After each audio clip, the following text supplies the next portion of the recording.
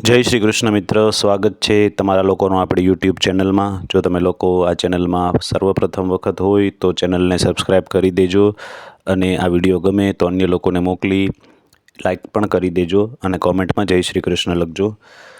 ઓમ વિષ્ણવે નમઃ. આજે આપણે સાંભળવાની છીએ ગજેન્દ્ર મોક્ષની કથા.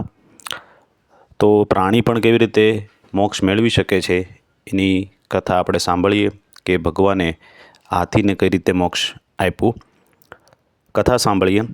ક્ષીર સમુદ્રમાં ત્રિકૂટ પર્વત પર એક બળવાન હાથી અને હાથણીઓ અને બચ્ચા સાથે આખો પરિવાર રહેતો હતો.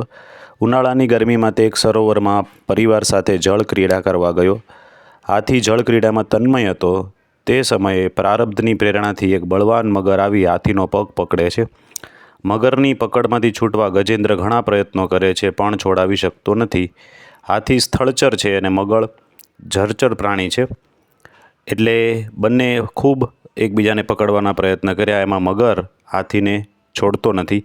આથી જળમાં હાથી દુર્બળ બનતો જાય છે, તેથી મગર હાથીને છોડતો નથી. આ કથાનું રહસ્ય એવું છે કે સંસાર એ સરોવર છે. સરોવરમાં જીવાત્મા સ્ત્રી અને બાળકો સાથે ક્રીડા કરે છે અને જે સંસારમાં જીવ રમે છે તે સંસારમાં તેનો કાળ એટલે કે સમય નક્કી હોય છે. મનુષ્ય કાળને જોતો નથી, પણ કાળ સાવધાન થઈ બેઠો છે, સતત જુએ છે. તે જ્યારે મનુષ્ય ગાફેલ બને છે એવો તરત જ તેને પકડે છે. કાળને સંસાર, સરોવર અને મગર એમ બે ઉપમા આપી શકાય. જે કામનો માર ખાય છે અને કાળનો જ માર ખાવો પડે છે. મનુષ્ય કહે છે કે હું કામને ભોગવું છું, પણ તે વાત ખોટી છે. કામ મનુષ્યને ભોગવી તેને ક્ષીણ બનાવે છે. કાળ ઘણો જ બળવાન છે. તેનાથી ભયભીત થઈને જે ભગવાનના શરણે જાય છે, ભગવાન તેને બચાવી લે છે. મગરે હાથીનો પગ પકડ્યો છે, તે જ રીતે કાળ આવે ત્યારે પગને પહેલાં પકડે છે. પગની શક્તિ એકદમ ઓછી થાય એટલે સમજવું કે કાળ સમીપમાં છે, પરંતુ ગભરાયા વગર ઈશ્વરના શરણમાં લાગી જવું, કારણ કે કાળ જ્યારે પકડે છે ત્યારે કાળની પકડમાંથી સ્ત્રી પુત્ર કોઈ છોડાવી શકતું નથી. કોઈ પ્રયત્ન એના કામ લાગશે નહીં. કાળના મુખમાં શ્રી હરિનું સુદર્શન ચક્ર છોડાવી શકે છે. જ્ઞાન ચક્ર મળે તો આ મગર મરે એમ છે. હાથીને મગરથી બચાવવા હાથણીઓ અને બચ્ચા ઘણા પ્રયત્ન કરે છે, પણ એક પણ પ્રયત્ન કામ લાગતા નથી. મગર હાથીને ઊંડે સુધી લઈ જવા લાગ્યો. હવે આ મરશે જેમ માનીને હાથણીઓ અને બચ્ચાઓ તેને છોડીને નાસી જાય છે. ગજેન્દ્ર હવે એકલો પડ્યો. એકલા પડે એટલે જ્ઞાન જાગૃત થાય છે. જીવ નિર્બળ બને એટલે તરત જ ઈશ્વરના શરણે જાય છે. ગજેન્દ્ર નિરાધાર થયો. તેને ખાતરી થઈ કે હવે મારું કોઈ નથી, એટલે ઈશ્વરને પોકાર પાડે છે. જીવ મૃત્યુ પથારીમાં એકલો છે ત્યારે ગજેન્દ્ર જેવી દશા જીવની પણ થાય છે. અંતકાળે જીવને જ્ઞાન થાય છે, પણ તે જ્ઞાન કામ આવતું નથી. એ વખતે શરીર એટલું બગડેલું હોય કે તે કંઈ કરી શકતો નથી. મનુષ્ય ગભરાય છે કે મેં કોઈ તૈયારી કરી નથી, મારું શું થશે. જ્યાં ગયા પછી પાછું આવવાનું નથી તેવી મુસાફરીની મનુષ્યની ઘણી જ તૈયારીઓ કરે છે, પણ ગયા પછી પાછું આવવાનું નથી તેવી મુસાફરી મનુષ્ય માટે અઘરી છે અને તેની તૈયારી પણ હોતી નથી. પરમાત્માને રાજી કરો તો બેડો પાર છે. અંતકાળમાં હરિ લેવા આવે એવી ઈચ્છા હોય તો આજથી જ હાય હાય કરવાનું છોડી હરિ હરિ કરવાની ટેવ પાડીએ આપણે. જ્યાં સુધી શરીર સારું છે ત્યાં સુધી બાજી આપણા હાથમાં છે. શરીર બગડ્યા પછી કંઈ નહીં થાય. ગજેન્દ્ર ખૂબ અકળાયો. ત્યારે તે પ્રભુની સ્તુતિ કરવા લાગ્યો. પૂર્વજન્મમાં એણે જે મંત્રનો જપ કરેલો તેને આ જન્મમાં યાદ આવે છે. ગજેન્દ્રની સ્તુતિનો બહુ મોટો મહિમા છે. સંસારી લોકોએ ગજેન્દ્રની સ્તુતિ નિત્ય કરવી જોઈએ. કાળ મને પકડવા આવ્યો છે, હે નાથ, હું તમારે શરણે છું.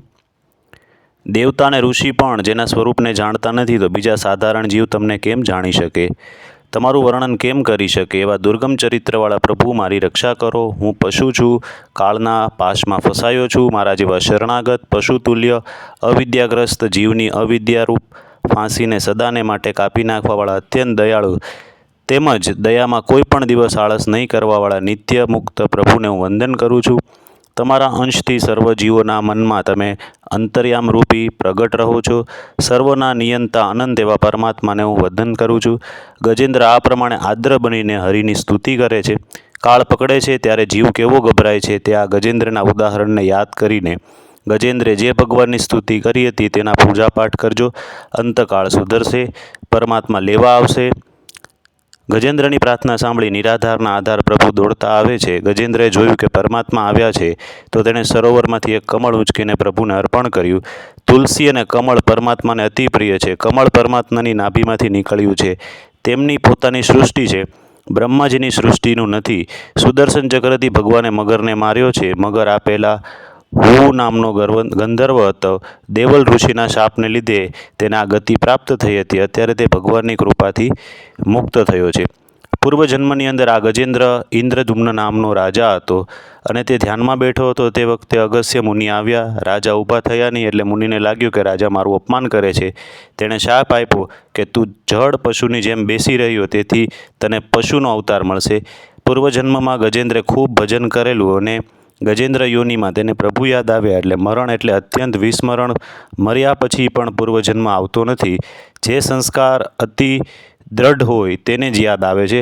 ભગવાન કહે છે કે જે સમગ્ર જીવન દરમિયાન મારી સ્તુતિ, પૂજાપાઠ, સેવા, સુમિરણ, સત્સંગ કરે છે અને અંત સમયમાં અતિશય દુઃખના કારણે મને ભૂલી જાય છે, ત્યારે હું તેને યાદ કરું છું, તેનું મરણ સુધારું છું. આ રીતે ભગવાને ગજેન્દ્ર મોક્ષ આપી હાથીને એના કર્મમાંથી મુક્ત કર્યો, મગરને એના કર્મમાંથી મુક્ત કર્યો. આ રીતે આપણે અંત સમયે આપણું મરણ સુધારવું હોય તો સતત હરિભક્તિમાં લાગી આપણું મરણ સુધારી શકીએ છીએ. અને જેવો ગજેન્દ્રને મોક્ષ પ્રાપ્ત થયો તેવો આપણને પણ થાય. ઓમ વિષ્ણવે નમઃ.